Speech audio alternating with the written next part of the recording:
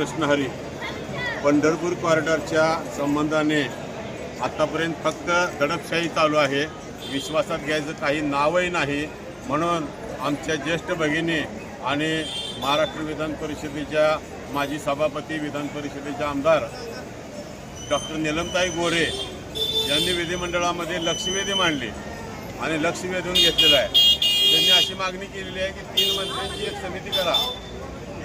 चंद्रकांत दादा पाटील, त्याचबरोबर गिरीश महाजन, त्याचबरोबर उदयजी सामंत यांची कमिटी करायची आणि त्या कमिटीशी तुम्ही बोलणार का? आमची याला पूर्ण संमती आहे। शासनाने आजपर्यंत आमच्याशी संपर्क साधलेला नाही। अशी ताईंच्या म्हणण्याप्रमाणे जर समिती नेमली तर त्या समितीशी आम्ही बोलू, चर्चा करू, विचारविनिमय करू आणि विकासाचं चांगलं पर्व सुरू करू। कॉरिडॉर म्हणजेच विकास या अंधश्रद्धेतून सरकारला बाजूला काढण्याची गरज आहे। सरकार आम्हाला आजपर्यंत बोललेलं नाही, या निमित्तानं अशी आशा निर्माण झाली आहे। म्हणून आज आम्ही नीलमताई गोरे यांचं, आमचे ज्येष्ठ भगिनी ताईंचा आम्ही आभार मानतो। कालचा जो आराखडा सादर केलेला आहे त्यामध्ये काही नाही। पूर्वी जे सांगितलेले वर्ष झालं तेच सांगतात। इतक्या लोकांनी बंडावून सोडलेला प्रश्न विचारून अधिकाऱ्यांना काही उत्तर देता आलं नाही। खरं तर मुख्य म्हणजे कॉरिडॉरचा आराखडा हा सर्वप्रथम जे बाधित नागरिक आहेत त्यांना दाखवायला पाहिजे। वाटलं तर पांडुरंगाला नामदेव पायरी पुढे आणून दाखवायला पाहिजे। हे तर लांबच राहिलं, फक्त नगरसेवक लोकांनाही दाखवलं आहे। तरीसुद्धा उपस्थित असलेल्या पत्रकारांच्या आणि बाधित बांधवांना हे उत्तरे देऊ शकलेले नाहीत। यानंतर आमची आत्तापर्यंतची जशी आंदोलनं झाली याहीपेक्षा वेगळ्या प्रमाणात आणि कठोर आंदोलनं या ठिकाणी होणार आहेत की ज्याची कल्पनासुद्धा करता येणार नाही। आत्तापर्यंत आम्ही संपूर्ण लोकशाही मार्गाने चाललेलो आहे, इथून पुढे लोकशाही मार्गाने चालणार आहे। परंतु शासनाला सत्याचा विपर्यास केल्याचं काय फळ मिळतं हे दिसून येईल, अशा पद्धतीचे आंदोलन होते।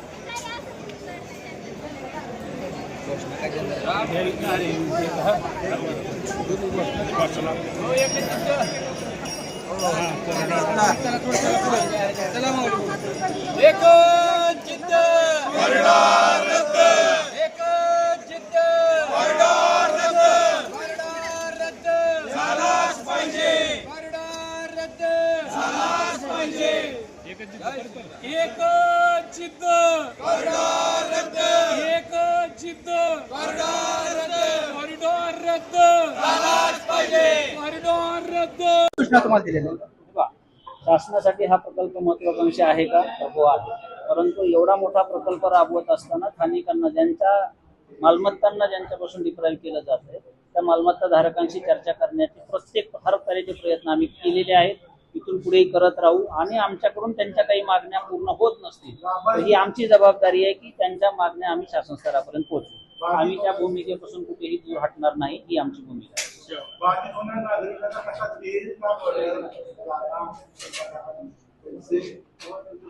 बाधित होणाऱ्या नागरिकांचे व्यावसायिक बाधित, निवासी बाधित आणि भाडेकरू असे 3 प्रकार आहेत।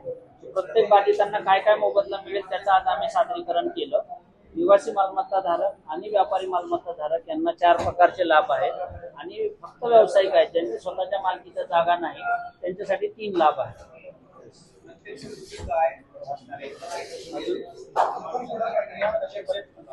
इथून पुढे प्रक्रिया अशी होईल, साधारणतः नगरपालिकेकडून हा ठराव आमच्याकडे भूसंपादनासाठी येईल। आम्ही याची संयुक्त मोजणी करू, त्याही वेळेला प्रत्येक प्रॉपर्टी धारकांना नोटीस दिल्या जातील, संयुक्त मोजणी होईल आणि त्यानंतर खाजगी वाटाघाटीने भूसंपादनाची प्रक्रिया सुरू केली जाईल। त्याच्यासाठी साधारणतः 2 महिन्याचा कालावधी देण्याचा आमचा मानस आहे। जे लोक खाजगी वाटाघाटीला तयार होतील त्यांच्या मालमत्ता आम्ही वाटाघाटीने संपादित करणार आहोत आणि ज्यांच्या मालमत्ता खाजगी वाटाघाटीने संपादित होणार नाही त्यांच्या मालमत्ता MRTPच्या कलम 126 त्याच्या 126 कोट कलम 4 अंतर्गत संपादित केले।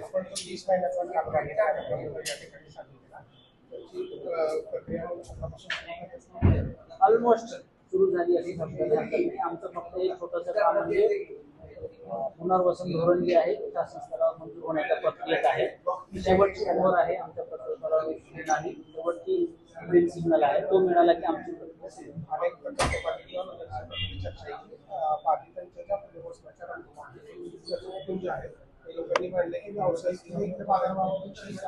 अपेक्षित आहे यासाठी त्यांना मार्ग असणार. कसं आहे की मार्ग आहे आणि आम्ही दाखवत नाही असा प्रयत्न आम्ही कधी केला नाही, करणार नाही. मार्ग असेल तर तो आम्ही पण प्रयत्न करतोय, शोधतोय. मार्ग काय आहे तर या ठिकाणी जास्तीत जास्त दराने जर झालेले व्यवहार उपलब्ध असले असते तर आपल्याला एक मोठा सपोर्ट त्याने मिळाला असता.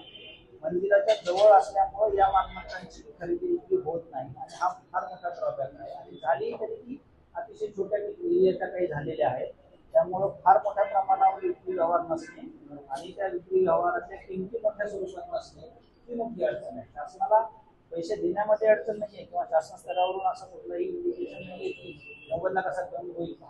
मोबदला देत असताना कायदेशीर चौकट बघायला लागेल, त्या चौकटीमध्ये जे मला देता येते ते देण्याची आमची भूमिका आहे. Okay, thank you.